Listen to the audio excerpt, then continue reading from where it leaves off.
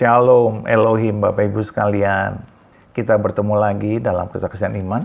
Biarlah program ini menjadi berkat buat kita, terutama buat teman-teman yang belum mengalami Kristus, supaya mereka mengalami Kristus. Dan kita berdoa, kita tetap mengasihi mereka yang belum percaya Kristus, supaya mereka mengalaminya dan mengakui Yesus sebagai Tuhan dan Juru Selamat mereka secara pribadi. Mari saudara, kita terus memberkati saudara-saudara kita yang belum percaya. Kita terus mengasihi dan kita terus mendukung mereka. Bapak Ibu sekalian, hari ini kita melanjutkan kesaksian berikutnya dari Ibu Windy Purba, di mana ketika beliau sudah mengalami jamahan Kristus, terjadi sebuah peristiwa yang sangat menyedihkan karena sangat tragis, karena beliau hampir-hampir bunuh diri sampai 3 kali, Bapak Ibu sekalian. Lalu kemudian beliau berdoa, dijawab Tuhan, keluarganya dipulihkan, suaminya diberkati, bisnisnya lancar, hidupnya sangat diberkati secara materi. Tetapi terjadi perubahan besar dalam hidup suaminya. Akhirnya beliau lari dari rumahnya, meninggalkan anak dan suaminya, menjadi TKI di negeri jiran. Apa yang terjadi dengan Ibu Windy selanjutnya? Mari kita dengarkan kesaksiannya. Yang fanatiknya saya dengan Allah tiba-tiba mengucapkan Tuhan Yesus. Saat itu juga, Tuhan Yesus kau benar-benar ada melalui orang ini. Mulai dari situ saya bertobat. Tapi belum sekali gitu. Masih sekali lagi, ada lagi kebimbangan, padahal sudah kedua kali. Oke, tiba-tiba saya tunjuk, ini Al-Quran, ini Alkitab, dua-dua saya buat macam ini. Hei, Tuhan Yesus, saya cerita saja macam itu sama dia. Hei Tuhan Yesus, kalau kau memang benar-benar ada, tunjukkan mana satu ayat bagiku, mana yang betul-betul bagus. Saya buka, simple aja buka Alkitab. Pertama kali saya buka Alkitab.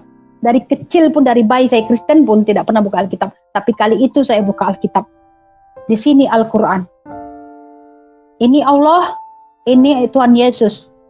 Aku percaya kepada Allah. Tapi Tuhan Yesus, kalau kau betul-betul ada, saya cerita seorang diri, itu rupa gila saya kan. Tunjukkan bagi saya. Saya buka sekali aja. Tapi saya lupa mana sekarang, nggak ingat. Dia ada tulis Yesaya berapa saya nggak ingat. Dia bilang, baru saja aku meninggalkan engkau sudah berpaling dariku. Tetapi karena aku mengasihimu, aku mengangkatmu kembali. Wah, benar-benar baik. Betul ya. Bukan saya yang memilih Yesus. Saya sangat benci dia. Tapi dia yang memilih saya. Saya percaya dia yang memilih saya. Berarti saya ini berharga gitu. Saya sudah terbuang selama ini. Dia angkat saya kembali. Saya banyak bersyukur. Oke, 1 minggu ikut yang namanya Natal. Pas saya mau ikut. Pas pertama kali mau ikut, liturgi ke depan gitu. Ibu mau ikut ya? Oke lah, nggak apa-apa. Ikut aja lah, ikut gitu. Dia kasih saya liturgi, juga saya mau hafal, mau baca di depan.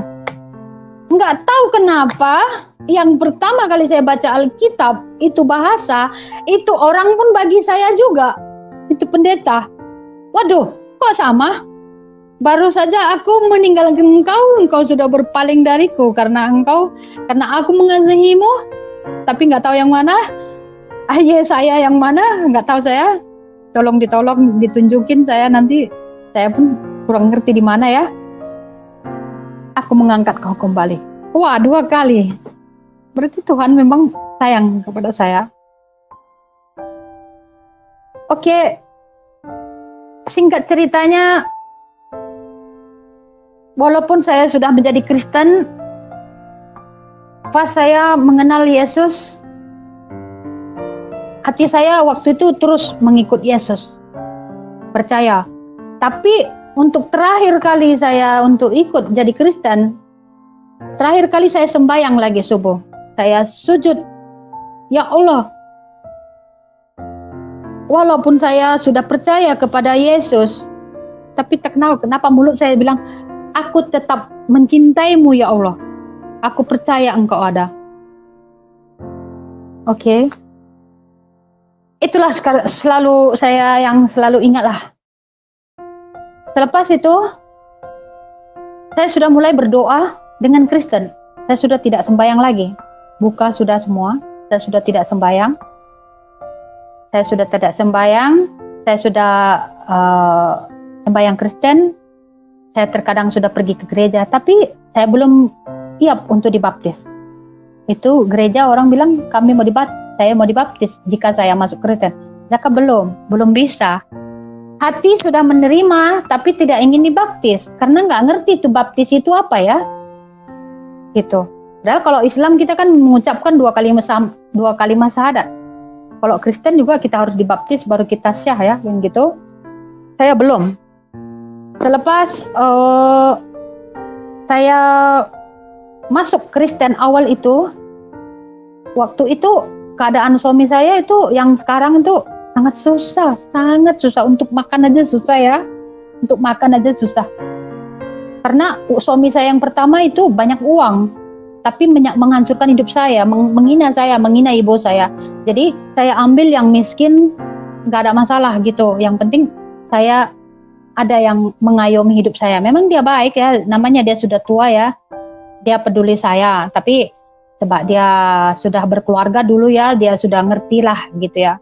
Tapi kurang lah, saya nggak apa-apa lah. Tapi dia juga bertanggung jawab sama anak saya sampai sekarang ya. Oke, dalam 2 minggu itu baru pas saya masuk Kristen. Ternyata saya sudah berdoa mulai pas itu jadi Kristen ya, percaya Yesus. 2 malam berturut-turut saya berdoa. Setiap pukul 2 malam. Saya minta Tuhan Yesus, ubahkan suami saya, berikan dia rezeki. Tolong kirim malaikat yang akan menolong dia. Sebab anak sudah banyak ya, 4 ya, semua lelaki ya. Kerja suami saya nggak ada. Apapun nggak ada, rumah pun nyewa, kan gitu susah sekali lah. Ternyata Tuhan jawab doa saya selama 2 minggu itu, setiap pukul 2 malam. Pagi-pagi pukul 7, ketuk rumah kami.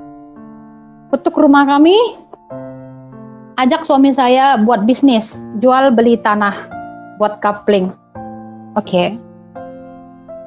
Start lah itu, semua ada.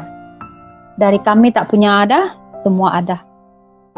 Dulunya nyewa, sekarang oke sedikit lah gitu. Tuhan kasihlah. Saya ternyata memang kunci dari rumah tangga itu ya istri sih gitu ya. Walaupun saya nggak kawin sah dengan dia, tapi dalam hati saya itu ya Tuhanlah yang sahkan kami gitu. Gitu aja sih. Sebenarnya malu sih sebenarnya ya. Nggak tahu Tuhan akan buat rencana yang terbaik bagi saya, itu saja permintaan saya. Tapi nggak tahu kenapa setelah suami saya sudah mulai naik, dia sudah berubah dia punya sifat, tak serupa dulu. Jadi trauma dalam diri saya itu hidup lagi gitu ya. Ya namanya kita iman baru bertumbuh. Padahal itu saya punya saudara itu dari suami semua pendeta, tapi macam nggak ada yang support saya gitu, nggak ada yang kasih pelajaran saya. Lagi saya umur masih muda aja, anak banyak gitu, nggak ada yang peduli dengan saya, dengan suami saya. Tapi saya tidak pernah mengeluh dengan itu semua ya. Tapi ya berjalan dengan waktu ya, macam itulah. Jadi saya pun pandai sendiri, belajar sendiri, semua sendiri. Tidak pernah saya namanya konsultasi sama orang, tanya apa itu enggak. Singkat ceritanya, saya sudah beribadah, tapi Tuhan uji saya. Itulah kalau kita beribadah itu kepada Tuhan, suam-suam kuku gitu. Sebentar, saya akui sampai sekarang, sebentar saya betul-betul mengingat Yesus, enggak gitu. Oke, setelah suami saya tuh sudah mulai meningkat, bisnis sudah mulai ada, suami saya berubah, trauma dalam hidup saya itu timbul kembali gitu. Dendam dalam hati tuh timbul kembali gitu. Ya, timbul kembali karena aduh, yang pertama saya sudah gagal, ini pun lagi macam ini. Dulu saya tinggalkan orang yang berduit, buat saya menderita. Saya ambil orang miskin pun menderita saya. Lagi kaya pun menderita juga. Jadi apa saya mau pikir gitu ya. Jadi nggak ada tujuan lagi gitu. Bimbingan dari sebelah mana pun nggak ada. Dari kakak ipar, dari adik ipar nggak ada. Padahal keluarga saya, suami saya itu keluarga pendeta semua gitu ya. Jadi nggak ada yang support saya. Malah mereka itu buat saya seperti anak-anak gitu, karena memang saya anak-anak ya, karena saya memang masih anak-anak, udah punya banyak anak, jadi nggak stabil pikiran saya gitu ya, nggak ada yang membimbing. Ibu saya juga masih muslim gitu ya, jadi adik-adik saya pun, jadi nggak ada tempat curhat itu nggak ada gitu. Untuk mengajar yang bagus itu bagi saya itu nggak ada gitu. Jadi saya pandai pun pandai sendiri, tidak dari orang lain. Saya belajar dari manapun, belajar sendiri. Waktu muslim pun saya sendiri juga gitu. Jadi banyak sekali saya mau bunuh diri. Tuhan, kenapa aku menderita gitu? Satu kali saya potong tangan saya. Saya sudah tak ingat. Anak sudah banyak ya, tangan sudah potong, tak mati juga. Tak tahu pikiran saya itu apa gitu ya. Gak jelas. Tujuan hidup tuh gak ada gitu. Kayaknya hidupku percuma gitu. Tuhan sudah datang kepada saya pun, tapi sebab saya gak ada yang mendidik saya, padam gitu. Selepas itu,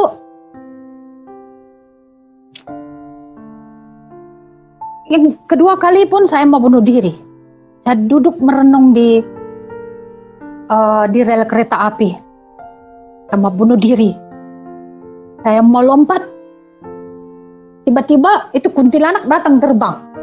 Malah kuntilanak yang nolong saya. Kalau enggak saya sudah mati. Saya tengok dia terbang, saya enggak jadi terjun gitu. Enggak jadi. Kebanyakan kuntilanak kasih kita hancur ya, mati.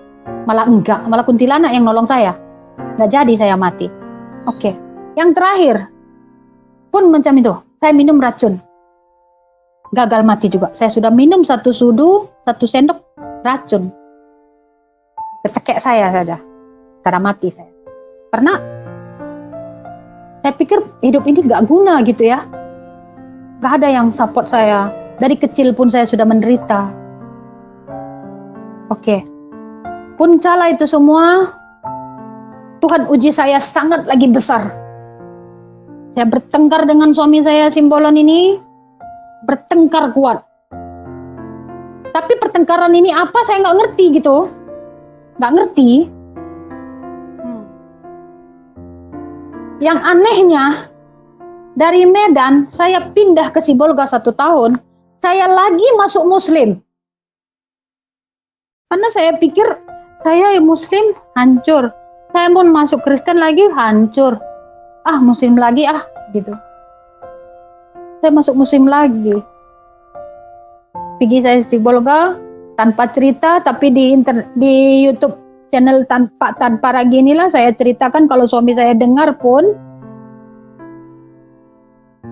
ya saya minta maaf. Saya memang sempat tahun 2011 saya masuk lagi muslim. Padahal saya sudah percaya Yesus, sudah 3 kali, 4 kali datang kepada saya. Lagi kembali saya ke muslim. Memang benar-benar jin muslim itu tinggi kalau kita sempat mengucapkan 2 kalimat syahadat. Benar, saya sudah mengakui itu. Oke, tapi Tuhan tegur saya di sana. Lagi Tuhan tegur saya. Saya ada buat berniaga di situ, jualan sayur. Saya tinggalkan suami saya di Medan dengan anak saya 4 dengan dia. Dengan anak saya yang pertama saya bawa, saya tinggalkan itu. Saya tidak peduli. Sebab untuk apa ini semua gitu. sia-sia hidup saya gitu. Saya nggak berpikir tuh, nggak mau saya. Saya menyendiri sana sendiri, lagi sudah muslim sembahyang lagi saya. Tapi Tuhan tegur saya lagi. Mulai dari situ, okelah, saya akan pergi merantau. Saya iseng-iseng ikut channel, ada live entah apa itu radio, satu ustadz, Mas Ade Sibolga itu. Dia bilang saya, tapi melalui telepon, saya tanya kepribadian saya itu apa jadinya nanti ke depan. Saya tanya, dia jawab, oh, kamu akan tengok di tangan, di kaki kiri kamu ada garis, ada satu titik hitam. Saya tengok, ya ada, kenapa dia tahu ya? Saya sendiri pun tidak tahu. Saya cek, ada. Iya Pak Haji, ada apa itu ya? Aduh, hidup kamu rumit. Sepertinya kamu mau pergi lagi nih, jauh, satu negara. Dia bilang sebetulnya, oh iya Kak Pak Haji. Saya tanya Pak Haji. Ternyata benar yang dia bilang itu. Lepas saya dari Sibolga, saya balik ke Medan. Sampai mertua saya meninggal pun saya tak mau balik ke Medan ya. Mertua saya yang pendeta inilah. Padahal mertua saya itu banyak sayang sama saya. Tapi dia sudah panggil saya tak balik. Itulah saking, kesalnya gitu, kesal. Selepas balik saya ke Medan, tanpa sepengetahuan suami saya, ada yang mau bawa saya urus ke Malaysia. Saya ikut saja. Apa-apa benda saya buat semua. Saya urus. Tanpa sepengetahuan suami saya, sudah ada saya memang sih minta dia balik sama saya. Baliklah. Suami saya kata, oke saya balik. Saya balik, dia tak peduli. Gitu, macam depan saya baik, di belakang baik, dia asing gitu. Ya sudah pusing dia, ya sudahlah saya masuklah ke Malaysia, saya urus paspor, saya masuk menjadi TKI di sini. Sekarang saya ada di sini bekerja sudah 9 tahun. Itulah saya sebenarnya, tapi sebelum saya berangkat ke Malaysia, saya minta maaf kepada mak saya. Saya cuci kakinya, Mama maafkan saya mau pergi merantau, memang nasib pula seperti ini. Jangan, Mama saya memang kata jangan. Baru saat itulah saya ceritakan bahwa dia dulu punya suami merusak saya. Saya punya mama banyak nangis, minta maaf kepada saya. Tapi nggak tahu ya berapa puluh tahun saya boleh simpan di dalam jiwa saya. Baru pas itu cerita dengan mama saya. Aku nangis. Saya minta maaf sama dia, Mak, memang keluarga saya macam ini. Mama tahu, karena muslim lah sudah menghancurkan hidup saya. Saya terus kata macam itu. Oke, tapi saya sudah muslim itu. Mama saya tak tahu saya sudah balik lagi ke muslim ya, tapi saya tak cerita. Tapi mau masuk lagi ke Malaysia tuh. Sudah mau masuklah saya di Malaysia. Jujur, saya memang dulu malu mengaku saya itu masuk jadi masuk Kristen, malu, saya malu gitu. Itu halah saya masuk lagi ke Islam gitu. Saya malu mengaku saya Kristen gitu. Tapi ternyata Tuhan bilang kalau saya malu mengaku dia di depan orang, Tuhan pun malu mengakui saya, kan gitu ya. Selepas itu itulah iman itu boleh tumbuh, mendengar dan melihat. Macam mana salah dan dosa saya pun Tuhan selalu kasih saya juga tempatan gitu. Tuhan itu sungguh luar biasa. Dia kasih maaf saya.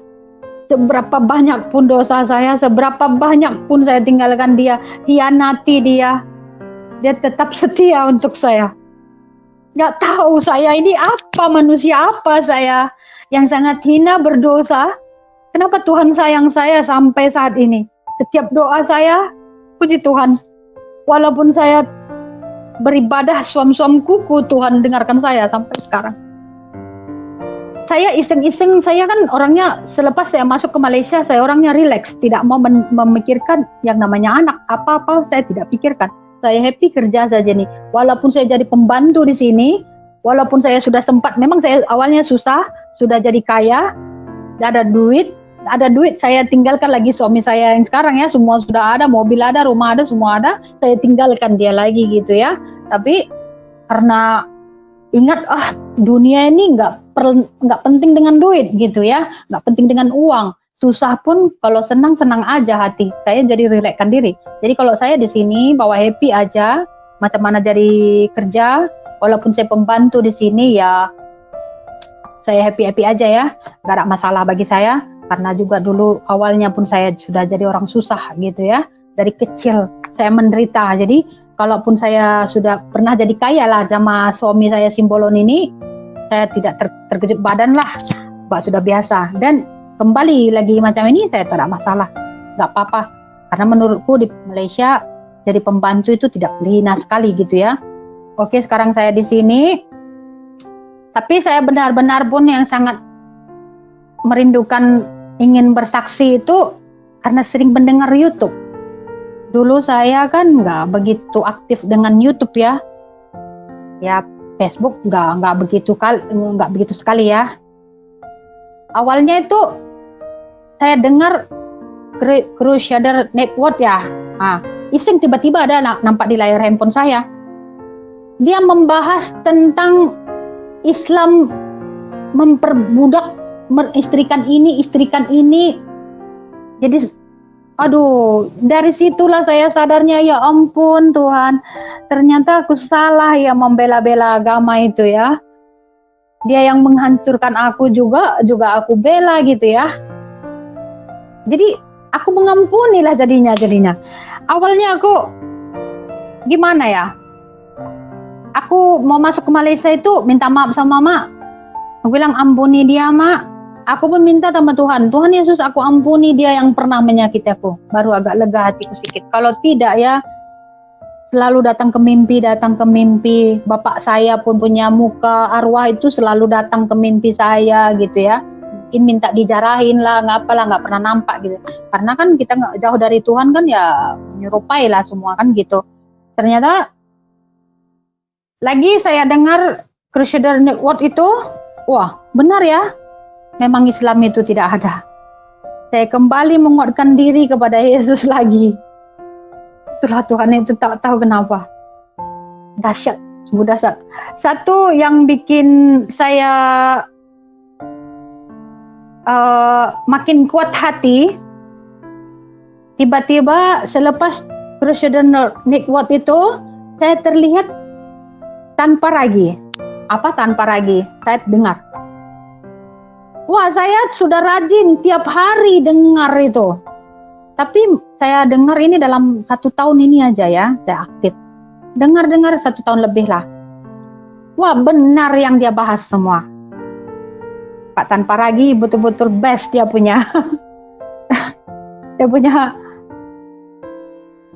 pemikiran itu benar ya yang dibilangnya. Jadi kalau aku tengok Islam itu menghina-hina, saya tiba-tiba kadang nggak boleh tahan emosi juga gitu ya. Karena itu bohong gitu. Mereka yang bohong itu diperbesar-besar gitu. Yang nggak mengerti itu dibesar-besarin gitu. Memang benar gitu. Mereka itu menganggap perempuan itu nggak ada gunanya, nggak ada harga gitu. Hanya sebatas untuk melampiaskan nafsu saja. Itu saya sudah pikir gitu. Benar gitu. Jadi itulah yang saya makin kuat. Jadi hari-hari ini, apalagi dalam 1 tahun ini, saya sudah tidak pernah mendengar yang namanya lagu duniawi. Saya bekerja pun di sini dengar lagu rohani, dengar kesaksian. Ternyata memang bersaksi itu harus kalau dalam hidup kita itu. Hidup itu untuk bersaksi gitu. Mau itu buruk bagimu, mau itu baik bagimu, memang buruk itu yang kau rasakan, ada yang kebaikan untuk orang lain. Gitu saya mata pikir. Karena saya banyak dengar kesaksian. Yusuf Manibulu, saya banyak rajin dengar. Pak Gilbert Lumindong, apalagi Rabu dan Sabtu itu saya ikut ibadah. Wah, betul-betul dalam 1 tahun ini saya betul-betul ingin dekat sekali. Saya betul-betul ingin bertaubat. Ingin saya dibaptis, benar-benar saya merindukan dibaptis. Saya ingin dibaptis. Dan ada satu channel menawarkan saya, dia bilang dalam semalam sepatutnya dia panggil saya dibaptis ya, tapi online gitu, live. Tapi saya ingat saya sudah janji dengan Bapak Tan Paragi mau bersaksi. Saya ingin minta solusinya dari siapapun yang mendengar gitu ya. Tapi saya sekarang memang sangat ingin siap untuk dibaptis. Tapi saya belum menerima tawaran ada satu grup, satu gereja kah apa tiba-tiba datang ke WhatsApp saya gitu ya. Saya pun pernah konsultasi, saya ada pernah bagi tahu cerita saya ini kepada satu channel, dia sudah telepon saya, tapi saya tak mau beritahu siapa. Tapi pernah dia bilang sama saya waktu itu, sebab saya ceritakan keluarga saya gini-gini semua dari detail, dia bilang saya memang itu hidup di dalam keluarga zina. Betul, saya anak 4, tidak ada yang dibaptis gitu. Jangankan anak saya sendiri tidak dibaptis karena saya anak lahir 4 pun masih muslim ya. Gitu. Jadi dia bilang itu satu ibu itu, dibilang saya sampai saat ini saya masih hidup sebagai zina gitu. Terus saya menangis. Tuhan, saya tahu saya zina. Saat itu juga malam itu saya berdoa. Sekarang saya banyak rajin berdoa malam. Tuhan, malam itu setelah saya berbicara dengan ibu itu siang itu pas saya kerja, dia telepon saya ceritakan semua. Dan ibu berzina, ibu tinggalkan pun nggak apa-apa, ibu kawin lagi. Hati saya sakit sudah mendengarnya. Kenapa dia panggil kawin saya lagi? Sedangkan hati saya sudah banyak trauma. 9 tahun saya di Malaysia, belum balik, trauma dengan lelaki. Sampai saya minta dulu sama Tuhan, anak pertama saya mengandung pun Tuhan, jangan kasih saya anak perempuan Tuhan, supaya jangan menderita seperti saya. Saya dah minta, tapi Tuhan dengar saya. Memang mulut saya, maaf ya, ada kuasa tajam sedikit. Kalau saya menyumpahi orang, boleh jadi gitu. Itu pasal mantan suami saya, kalau dia tidak minta maaf datang kepada saya tidak mengampuni dia pun tidak punya keturunan sampai sekarang. Dia 3 tahun kawin, dia tak punya keturunan. Saya sumpahi dia, saya sakit hati gitu. Jadi mulut saya memang berbisa sedikit. Jadi saya ingin mungkin ini kelebihan dari Tuhan atau dari iblis atau dari keturunan bapak-bapak saya dulu pun saya tidak tahu ya. Saya ingin menghilangkan ini semua. Saya ingin benar-benar mengikut Yesus dan rindu sekali ingin dibaptis dan anak-anak saya. Sampai sekarang memang kami belum sah.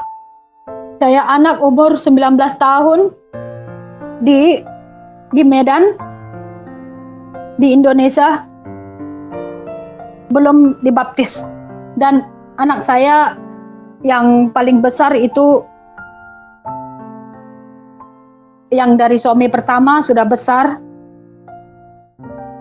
Saya pun sudah buatkan dia Kristen. Saya selalu menasihati dia supaya dia tetap percaya kepada Yesus karena bapaknya dulu sudah tahu komunikasi dengan dia, sudah berbicara dengan dia, tapi saya ajarkan dia tidak boleh terpengaruh karena Yesus itu adalah nyata. Allah itu tidak nyata karena dia tidak maha tahu. Dia macam mana susah pun kita, dia tidak tahu. Dia hanya tahu, tidak tahulah. Dia tidak maha ada gitu Allah itu. Tapi Tuhan Yesus maha ada. Buktinya, sesusah apapun saya, Yesus ada untuk saya. Walaupun saya perempuan kotor, anak hina, tapi di mata Tuhan Yesus saya mungkin berarti. Itulah dia selalu panggil saya, selalu ingatkan saya. Setiap apa yang saya inginkan, walaupun saya terkadang gak ingat dia lagi, saya inginkan dia di last minute. Dia pun tetap kabulkan permintaan saya. Itulah saya sangat suka dengan channelnya Pak Tan Paragi. Dialah yang menguatkan saya gitu. Dia yang penjelasan dia itu sangat rinci, pengajaran dia betul-betul benar-benar gis sekali gitu. Jadi saya pun sangat berkeinginan membuat anak saya yang paling besar ini menjadi pendeta, supaya dia lebih mengenal Yesus. Inilah anak saya yang pertama, yang paling besar, sekarang sudah umur 19 tahun. Saya selalu ajar dia supaya tetap percaya Yesus. Gitu. Jadi demikianlah kesaksian saya. Puji Tuhan, puji Tuhan, puji Tuhan. Akhirnya Ibu Windy Purba siap untuk dibaptis. Kita bersyukur dengan adanya pelayanan di YouTube dari channel-channel Kristen yang memberitakan kesaksian dan pengajaran tentang iman Kristen. Ibu Windy Purba diberkati dan akhirnya memutuskan dengan mantap untuk siap sedia dibaptis. Walaupun banyak pergumulan, walaupun banyak rintangan, walaupun banyak masalah dalam kehidupan beliau, tetapi beliau tetap jalan terus di dalam jalan Tuhan. Bapak Ibu sekalian, mari kita berdoa untuk Ibu Windy Purba, buat suaminya dan anak-anaknya, buat kerinduannya supaya anaknya yang sulung menjadi seorang pendeta. Bahkan kita berdoa untuk seluruh rumah tangganya dilimpahi rahmat Tuhan, keluarganya mengalami sakinah glory of God, dan Tuhan menjamah keluarga ini sehingga setiap aktivitas, usaha, bisnis, pekerjaan mereka, studi anak-anaknya dilimpahi rahmat Tuhan dan akhirnya menjadi berkat besar, bukan hanya bagi keluarga ini, juga bagi orang banyak. Nah, Bapak Ibu sekalian, apa yang dapat kita petik dari pelajaran perjalanan iman Ibu Windy Purba? Satu hal yang saya ingin sampaikan pesannya adalah ketika seseorang mulai percaya Kristus, orang itu haruslah dimuridkan. Kenapa? Karena itu adalah firman Tuhan. Ketika Tuhan berkata, jadikanlah semua bangsa muridku. Ketika Tuhan memerintahkan kita memberitakan Injil, Tuhan juga memerintahkan kita untuk mengajar dan menjadikan mereka murid-murid Tuhan, murid-murid Kristus. Dan itu adalah tanggung jawab gereja, itu adalah tanggung jawab pendeta, itu adalah tanggung jawab saya, tanggung jawab kita semua, tanggung jawab gembala, pastor, rohaniawan untuk memuridkan jiwa-jiwa yang masih bayi rohani ini. Supaya tidak lagi terjadi Windy Purba di tempat-tempat lain ataupun dimanapun ketika pelayanan, ketika doa-doa, penginjilan dijawab Tuhan sehingga banyak petobat-petobat baru dibangkitkan, dimunculkan oleh Tuhan. Nah, Bapak Ibu sekalian, mari kita terus berdoa buat petobat-petobat baru yang baru dilawat Tuhan supaya mereka dimuridkan dan mengalami kekuatan iman, berakar, bertumbuh dan berbuah, dan buahnya itu lebat. Itu kesukaan Tuhan buat kita semua. Tuhan memberkati kita semua di dalam nama Bapa dan Anak dan Roh Kudus, di dalam nama Tuhan Yesus Kristus. Tuhan beserta kita. Haleluya, haleluya. Amin. Amin. Amin. Amin. Amin. Amin. Amin.